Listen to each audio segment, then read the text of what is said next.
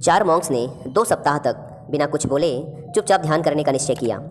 उन्होंने अपने इस अभ्यास के प्रतीक के रूप में एक मोमबत्ती जलाई, जो कि उन्हें हर वक्त यह याद दिलाती रहे कि उन्हें बिना कुछ बोले बस ध्यान करना है। इसके बाद उन मॉन्क्स ने ध्यान करना शुरू किया। पहले दिन की रात होते होते मोमबत्ती टिमटिमाई और फिर बुझ गई। यह देखते ही पहले मॉन्क ने कहा, अरे नहीं, यह मोमबत्ती तो बुझ गई। दूसरे मॉन्क ने कहा, हमें बात नहीं करनी चाहिए, हमने कुछ भी ना बोलने की कसम खाई थी। तीसरे मॉन्क ने कहा, तुम दोनों को बोलने की क्या ज़रूरत थी। चौथा मॉन्क हंसा और बोला, हा हा हा, मैं अकेला हूँ जिसने बात नहीं की। दोस्तों, उन सभी के बोलने के अपने अलग अलग कारण थे, लेकिन चारों में से प्रत्येक ने बिना कुछ सोचे तुरंत ही अपने विचार रख दिए। उनमें से किसी ने भी स्थिति को सुधारने का प्रयास नहीं किया। उसी आश्रम में उन चारों के अलावा एक बूढ़ा बुद्धिमान मॉन्क भी था।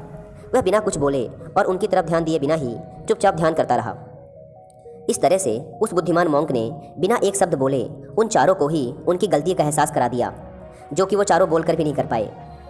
बिना सोचे समझे और ज़रूरत से अधिक बोलने पर हमें खुद ही लोगों के सामने शर्मिंदा होना पड़ता है।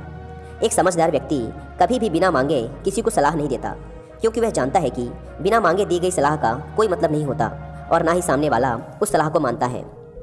लेकिन आजकल लोगों ने अपनी प्रॉब्लम बताई नहीं कि हम उन्हें सॉल्यूशन देना शुरू कर देते हैं, जबकि 99% केसेस में जब लोग हमसे अपनी प्रॉब्लम शेयर कर रहे होते हैं तो वो हमसे कोई सॉल्यूशन नहीं सुनना चाहते, बल्कि वो तो सिर्फ ये चाहते हैं कि हम उनकी बातों को ध्यान से सुन लें, और इससे उन्हें कुछ समय के लिए शांति महसूस होती है। क्योंकि हम उन्हें जो सलाह देंगे ये उन्हें भी पता है। हर इंसान को पता होता है कि क्या सही है और क्या गलत है।